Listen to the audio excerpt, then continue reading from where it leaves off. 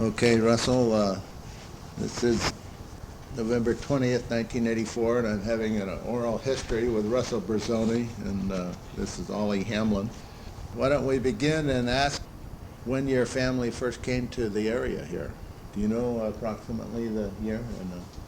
I believe the year 1906 is about the time they came to Lafayette, best as I can remember. Right, and that would be your grandfather? My grandfather, Ghiglione? Frank Ghiglione. Frank Ghiglione. And I've heard a lot about Joe Ghiglione, and I see by the map there's E. Ghiglione and an R. Ghiglione. Well, Those, no, were they, our Ghiglione is Frank's wife, my grandmother, and E. Ghiglione is Emil Joseph Ghiglione, who was my uncle, and their son. I see. So your grandfather's name was Frank, and your father's name was Frank or Franklin? My father? Yeah. Your My father was Joseph. Now you have to watch it. This is my mother's side of the family. The Ghiglione side is my mother's side of the family. I see. And as I say, the grandfather was Frank, and his wife, my grandmother, was Rose, and their son was Emil, and their daughter was my mother, Dahlia. I see. Good. Do you know how they happened to settle in Lafayette or Happy Valley? Was there a particular reason that they settled in that valley? Well, my grandfather was a truck gardener and raised vegetables. And he used to raise vegetables down in San Pablo, wherever the old racetrack was. Then he decided to move and sold all that land. He kept maybe 3 little pieces down there and moved up to the Rockridge district in Oakland, if you know where that is, where Right. the Chimes Theater used to be. Right. And he also came out here and bought some land. Yeah. So they came. They first came out and bought a piece of property and moved north of Lafayette Acres on the side hill there. And his idea was to raise vegetables because it was the sunny side of the hill, so he could be first into the Bay Area with vegetables, which he always did. And that was a very lucrative business in those days because the Imperial Valley had not come into its own yet, in the Coachella Valley. So he was always the first into the Bay Area with vegetables. The land in that area wasn't very good, so he sold it. But before he sold it, he built a home for my grandmother on Brown Avenue.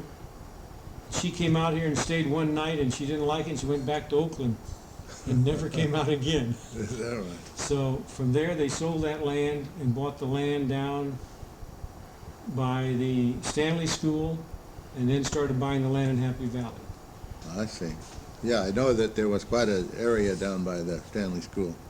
So then you grew up in the Oakland area, I think, and you must have some recollection of coming out as a youngster and seeing the conditions at that time. And can you remember the farms? And I was reared in Oakland, but we started coming out here. I remember maybe when I was 5 or 6 years old the first time, and we used to come out maybe 4 or 5 times during the summer and go on the ranch, mainly where the Stanley Junior High School is now. After that, when I was about 12 or 13, say 13 years old, I would work for my uncle every summer on the ranch. now, did your wife Joan come from this area, or where did you meet her then? My wife Joan was raised in Marin County in the town of Fairfax.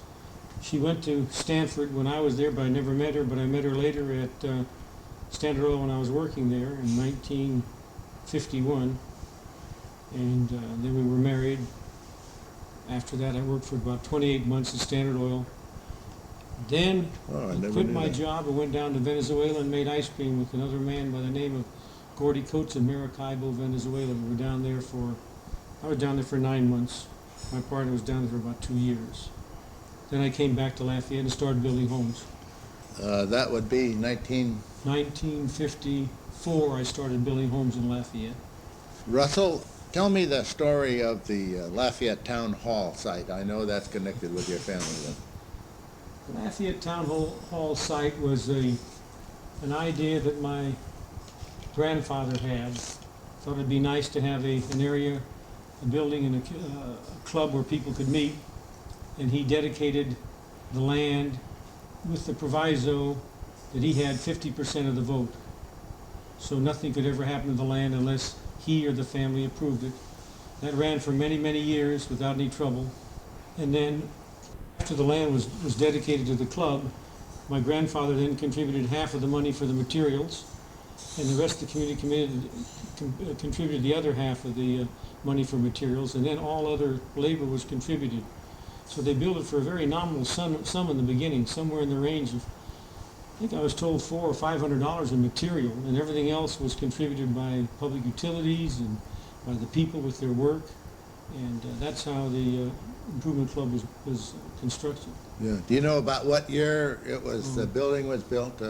Ollie was there when I first came out. I don't know. That's in record. That's an official record. I believe that in this Lafayette brochure that it's somewhere to around 1914 that they probably completed it. Well, that brings us up to a more recent time. I do know that the land where the Stanley School is now was purchased from one of your relatives here. Would that be your uncle or? That would be my grandmother. That was my grandmother. Yes, my grandfather had passed away in 1927. And then naturally my grandmother inherited that land, although my uncle, Emil, or as everyone would call him, Joe, worked the ranch. But it was always in the name of my grandmother, and that was where the Stanley Junior High School is now. You know, it was interesting, Russell, in 1950 we started building our house on Old Jonas Hill Road in 1950, and at that time the school district they contacted my father about the junior high school site and where the Silver Springs is now, and they considered that, and they ended up buying the Ghiglione parcel because it was more level and didn't have the creeks in it, and I guess it was a more central location, but I can pinpoint the time. That was about 1950 then. Even though we're friends, Ollie, I tried to get them to buy your land instead. Vice versa, Russell. We would prefer that it had been down closer to the town. Was it part of your family property where they built the Happy Valley School on Happy Valley Road, or was it? Well, yes and no. When the Stanley School site was taken, we went to Nicky Casso, and we bought the land from Nicky. So Nick Casso sold us the school site and the land behind the creek, which is to the south of the creek. Yeah. And then they kept the piece of property that's still in the Casso name now. And so the money that was acquired or received from the Stanley Junior High School site was transferred over to the Casso site. And then that in turn was condemned again for a school site. So you were involved with both of them then? Yeah. Involved with all three sites. The Lafayette school site was also half of it was part of the family property. And my grandfather was instrumental in having the school site there, and sold the land to the Lafayette School in those days for the same price as what he paid for it, just to make sure the school was in that area and in the center of town. My gosh, I never knew that. Well, then you moved to the area and and you bought the home where you are now, I guess, from Elliott Johnson. Is that right? Yes, Elliott Johnson was a very famous attorney, and he was also the head of the trustees of the sanitary district. And when he passed away several years later, his wife sold the property to me, and I bought that in 1959. 1959. I know Elliott Johnson was a friend of my father here. They from Oakland area. And in 1957, I know you must have been active in your home building because you bought an acre from me on Old Jonas Hill Road and built a couple of houses there. Yes, I wanted to upgrade your area, Ollie, and get Marchand out of there so your property would be worth a lot more. So I put two nice homes in there, and that's what helped make you, Ollie. Right, I can appreciate that. And I want you to know that I took the money that came from that lot there that you bought, and I promptly built the tennis court up in back of my hill, and we still enjoy it all the time. Russell, I got to ask you about the story of the Plaza Shopping Center in Lafayette here. You did a terrific thing there. There was a big hill in the way, and you got an idea of doing something better with it. Can you tell me about that? Really is a strange story. My father never did any developing, and although he was a broker, never knew anything about land development. He just would always say, he had some friends who would always say, people in the community will drive by a piece of property and never see it. Over and over again, they'll pass it. And one day I was going down Montalvo Boulevard eastward and turned right, which would be southward, on Moraga Road, and I looked in the rear view mirror and I saw the hill behind me, which is where the Plaza Center is now with eucalyptus trees. And I pulled off to the side of the road and started to laugh. I'd passed that hill, I don't know how many thousands of times, and I had never seen it as a potential site. So the next day I started trying to acquire all that property. It took some time, and then I contacted the Johnsons, who had the major part of the property, and that was an estate. And the thing that's interesting in that is that Mr. Johnson's sister was the mother of a girl that I went to grammar school with. Her name was Anderson. And before the sale was completed, just before it was completed by the court, because it was an estate sale, she came up to me and said, "Russell, do you remember me?" And I said, "No, I'm sorry, I don't." She says, "Well, I'm Mrs. Anderson, and I couldn't be happier than to have you buy this property." I hadn't seen her since I was 12 years old, and she still remembered me. So very nice. And then I acquired the other part from Torchio, which is Lloyd Torchio's father, and then bought the piece of property in the corner where the Mobile station is from people by the name of Kitchen. Then started taking down the dirt. Took 18 months and all with local people. And we also worked from 5 o'clock in the morning in those days till 9 o'clock at night, every day, to take that hill down. It was a hill 65 feet high and had upwards of, I think, 250,000 cubic yards of dirt on it. And then you, what did you do with all that dirt, Russell? Part of the dirt I hauled to Concord, an area called Four Corners, and filled it in, and we made a commercial center out of that. Hauled some of the dirt to the Stanley School and leveled their field. Hauled dirt up into Happy Valley and filled a valley up there. In fact, I hauled dirt all over Contra Costa County for 18 months. I'd give the dirt to anyone that would take it. And it was a long, long job. And you, did you buy your own equipment to do that? And Yes, I bought all the equipment except we did not buy the big dozer that ripped the hill. Tony Lobo was a friend of mine at the time, who's passed away several years ago. He and I bought a new loader, which was a little loader in those days, and I bought the trucks, and we did all the work ourselves with our own equipment except for the dozer that belonged to Tony Lemus. And I went to Tony, I said, "Tony, I can't pay you until the job is done, maybe 18 months later." And when I finished that job, it doesn't sound like much money now, but I think I owed Tony $25,000. And that's the equivalent today of $150,000 to $200,000. And during the next 18 months, I paid Tony off, and all in a handshake, nothing in writing. And Tony carried the part of the dozer work himself financially.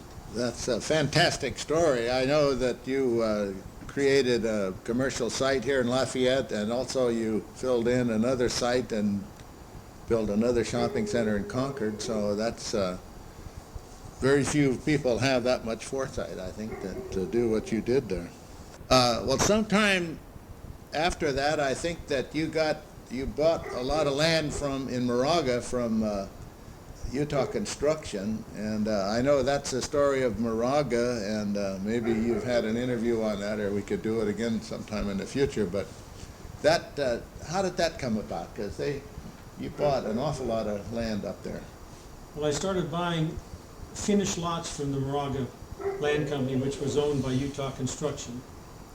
Roughly 1/4 of all the lots as they were developed in Burton Valley, I would buy them with Jack Marchant, John Osmondson, and John Prentice, and we'd split them up 1/4 to each of us. Then I thought Utah was doing it wrong, so I went to Utah and told them they should sell me their land and get a capital gain, raise the price, and I can pay them a bigger profit, get them out of ordinary income and put them into capital gain. And they said no, they didn't think that was right, that didn't make sense.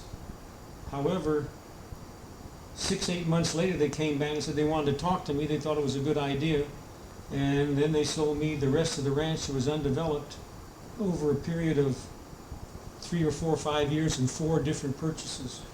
And that was a major undertaking for me. It was a I imagine so. considerable It was property. really the whole downtown site of Moraga, wasn't it? Yeah, it was over 2,500 acres. It's just a tremendous, 2,500 acres. tremendous gamble on our part. And working with Utah, I want to say that they were the finest company I've ever had the privilege of working with. They were, a handshake with them was as good as a contractor, better. They never, ever caused any problems.